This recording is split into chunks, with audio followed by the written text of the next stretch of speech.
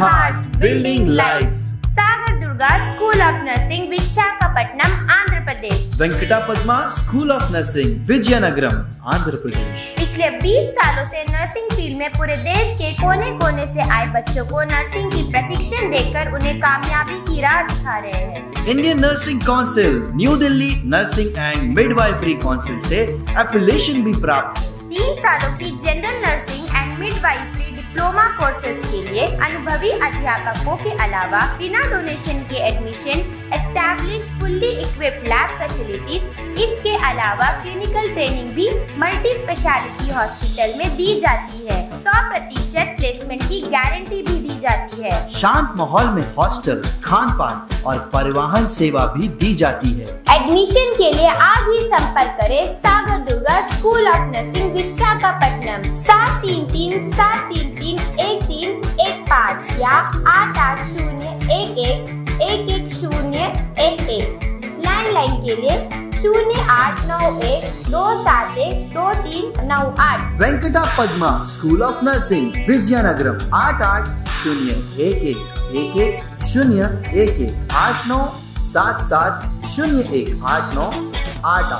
Landline के लिए 089222296303। Healing hearts, building lives.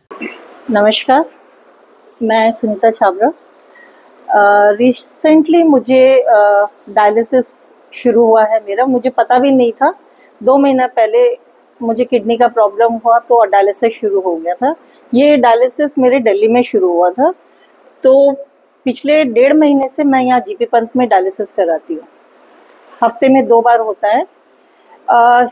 मैं ऐसे कोई कंप्लेन नहीं बता रही हूँ आपको, ना मैं कंप्लेन कर रही हूँ, बस ये कह रही हूँ कि हॉस्पिटल में नर्सेस तो सब बहुत अच्छे हैं, टाइम भी सबका ठीक है, बहुत अच्छी तरीके से डायलिसिस पेशेंट को बहुत जहाँ जो सही है वही मैं कह रही हूँ कि कुछ जगह कमियां हैं तो कुछ जगह अच्छाइयाँ भी है। तो डायलिसिस के यहाँ पे जितने भी नर्स हैं, या मेल है या फीमेल हो, सारे नर्सेस बहुत अच्छी तरीके से पेशेंट्स को बिहेव करते हैं, सब कुछ है। लेकिन प्रॉब्लम ये है कि डायलिसिस यहाँ पे नेफ्रोलॉजी कोई डॉक्टर है नहीं। अभी जैसे मैं दिल्ली से ट्रीटमेंट करा के यहाँ आई हूँ, तो आज मैं अभी हॉस्पिटल से ही आ रही हूँ, तो मैंने यहाँ पूछा, पता किया कि मुझे कुछ और टेस्ट कराना है, क्योंकि 1.5-2 महीने से जब डायलिसिस हो रहा है मेरा, तो मुझे लगा कि मेरा केराटिन लेवल क्या है या मेरे दूसरे टेस्ट के लेवल्स क्या है। इतना ट्रीटमेंट कर रही हूँ, दिल्ली में खर्चा की हूँ, यहाँ पे आके डायलिसिस करा रही हूँ, तो इसका कुछ इम्प्रूवमेंट है या कुछ पता चलना चाहिए। तो मैं आज डॉक्टर से मिलने गई थी, तो मैंने कहा कि नेफ्रो डॉक्टर से मुझे मिलना है, बिकॉज किडनी का तो नेफ्रो डॉक्टर ही होता है। तो मैंने वहाँ पता कि तो नर्स ने वहाँ जो बैठे हुए थे रिसेप्शन पे, तो बोले मैडम यहाँ ऐसा कोई डॉक्टर नहीं है। मैंने कहा सॉरी, यहाँ मतलब इतने सालों से, कोई बोला इतने सालों से यहाँ डॉक्टर ही नहीं, नेफ्रोलॉजिस्ट है नहीं। तो आप मुझे एक बात बताइए, पोर्ट ब्लेयर में मैंने देखा है, जब से मैं 2 महीने से कर रही हूँ, तो मैं अपने बारे में बता रही हूँ कि 2 महीने से मैं देख रही हूँ एक भी बेड कभी खाली नहीं होता। इतने पेशेंट दिन ब दिन बढ़ रहे हैं डायलिसिस के। अगर डॉक्टर नहीं है तो सब कुछ नर्स लोग करती है। अभी मुझे टेस्ट करना है तो मैं किससे पूछूंगी? अगर मुझे डॉक्टर से कुछ इन्फॉर्मेशन लेना है कि सर मेरा प्रॉब्लम जो है कौन से लेवल में है, किस स्टेज में है, इम्प्रूव हुआ या डिक्रीज हुआ, जो भी हुआ, लेकिन यहाँ पे करें कि नॉर्मल कोई भी डॉक्टर देख लेगा। मुझे नहीं लगता कि कोई भी नॉर्मल डॉक्टर जो एक पेशेंट का जो अंदर से सेटिस्फेक्शन होना है नहीं हो, किसी और का तो मैं नहीं कह सकती। मुझे सेटिस्फेक्शन इस बात का बिल्कुल भी नहीं हुआ कि अगर मुझे अपने आप को ठीक करना है तो मुझे हर महीने चार्ट बनाना होता है और पता करना होता है कि मेरा लेवल क्या चल रहा है। तो इस मामले में मैं ये कह रही हूँ कि अंडमान एडमिनिस्ट्रेशन के ये या जितने भी लोग हैं यहाँ पे, जो भी इन संस्था से या डॉक्टर्स है जो भी है, उनसे मैं ये कहना चाह रही हूँ कि कम से कम अगर परमानेंट डॉक्टर नहीं है तो हफ्ते में या 10 दिन 15 दिन में एक बार कोई डॉक्टर तो आना चाहिए। अगर हफ्ते में 10 दिन में 15 दिन में एक बार तो नेफ्रोलॉजिस्ट एक डॉक्टर होना चाहिए और डायलिसिस पेशेंट को इन्फॉर्म कर देना चाहिए कि आज हफ्ते में या महीने में जैसे भी आपको सहूलियत लगे कि एक बार तो हमें डॉक्टर से जो पर्टिकुलरली कंसल्ट करे, जो पर्टिकुलर सिर्फ जो नेफ्रो का डॉक्टर हो, जो किडनी से रिलेटेड हो। जितने भी समस्याएं हैं, बहुत सारे पेशेंट है जो डर से कभी सामने आके बोलना नहीं चाहते। ये मैंने खुद एब्जॉर्व किया है, कई लोगों से बोला है कि ये प्रॉब्लम है तो आप क्यों नहीं बात करते, तो कहते नहीं कहीं हमारा डायलिसिस खराब ना हो जाए या हमारे साथ कोई टाइम ना दे, ऐसी चीजें हुई है।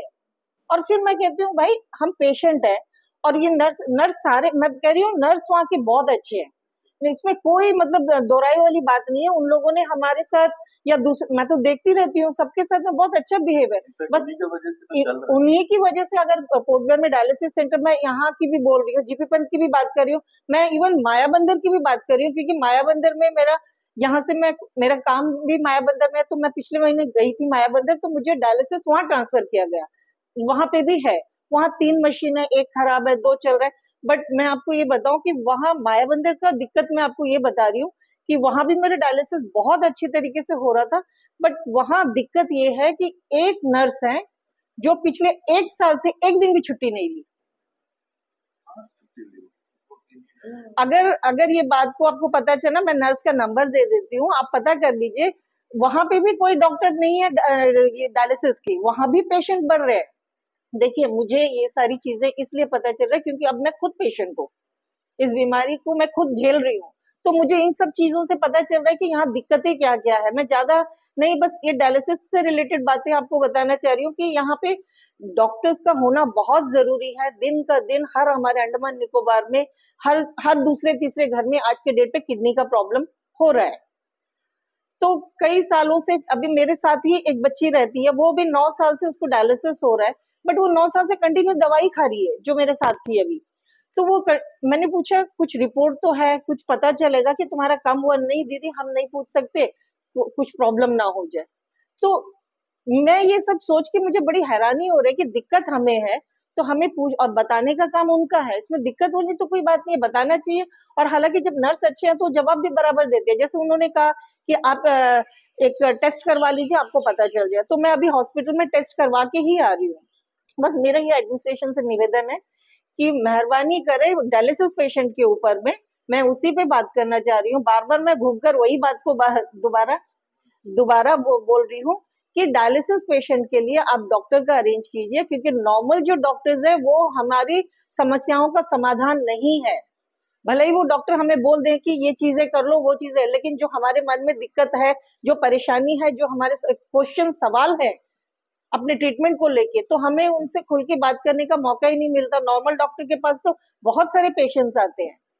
और दूसरी मैं एक और छोटी सी रिक्वेस्ट करूंगी कि जैसे जीपी पंत से कोई भी एम्बुलेंस हमें छोड़ने आती है, जैसे मैं 11 चरमा रहती हूँ, तो मुझे रात को डायलिसिस का टाइमिंग अगर मेरा रात में है तो मुझे 11 चरमा तक रात को वो ड्रॉप करती है। लेकिन जो मेरे साथ में और भी 2-3 लोग हैं जो 11 चरमा से आगे रहते हैं, तो उनको जाने के लिए जो है एम्बुलेंस नहीं प्रोवाइड किया जाता है। तो या तो दूसरे कोई पीएचसी से जो है वहां फोन करके कनेक्ट करके ये प्रोविजन हम कर सकते हैं। अगर ये इस पर अगर कोई काम करना चाहे डिपार्टमेंट, तो मेरे ख्याल से ये बहुत बड़ी कोई समस्या नहीं है, ये बहुत इजीली मैनेज हो सकता है। तो बस मेरी तरफ से तो मैं यही कहना चाहूंगी। और हाँ, मैं एक और इस बात को आपको ध्यान में लाना चाहती हूँ कि माया बंदर में कोई भी ऐसा पेशेंट नहीं है जो दुखी होके जाता है डायलिसिस के लिए। लेकिन जो नर्स है उसके लिए सबसे बड़ी समस्या है, वो सुबह 6 बजे या 5 बजे, कई बार तो मैं उसको सुबह अपने कार से लेके हॉस्पिटल छोड़ती हूँ ताकि मेरा डायलिसिस हो। उसके बाद वहां पे नर्स की बहुत कमी है, स्टाफ की बहुत कमी है। जीपी पंत में भी आप देखिएगा जो स्टाफ है ऊपर नीचे दोनों डायलिसिस होता है। कभी नर्स ज्यादा टाइम नीचे रहते हैं, कभी ऊपर रहते हैं।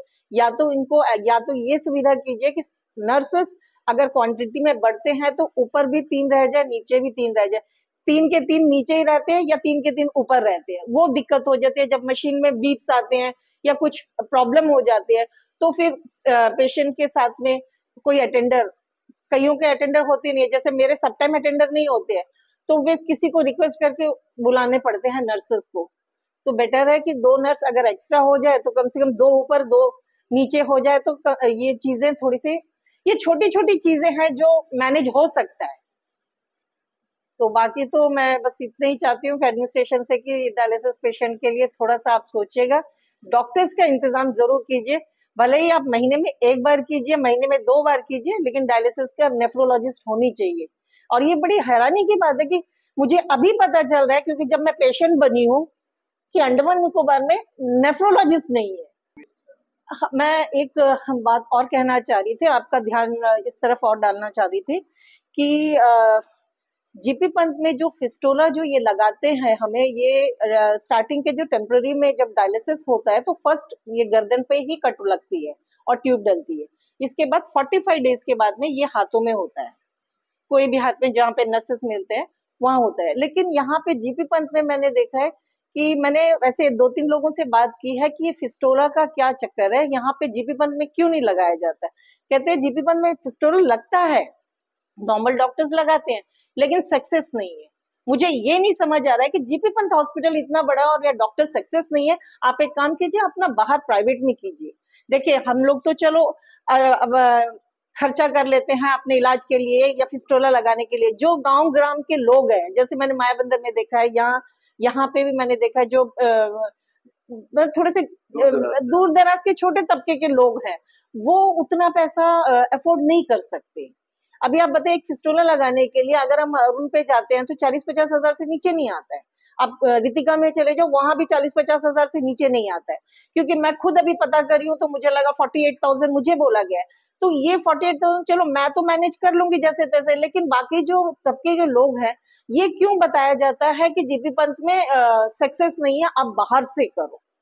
मुझे ये फंडा नहीं समझ आया कि आप बाहर से कराइए।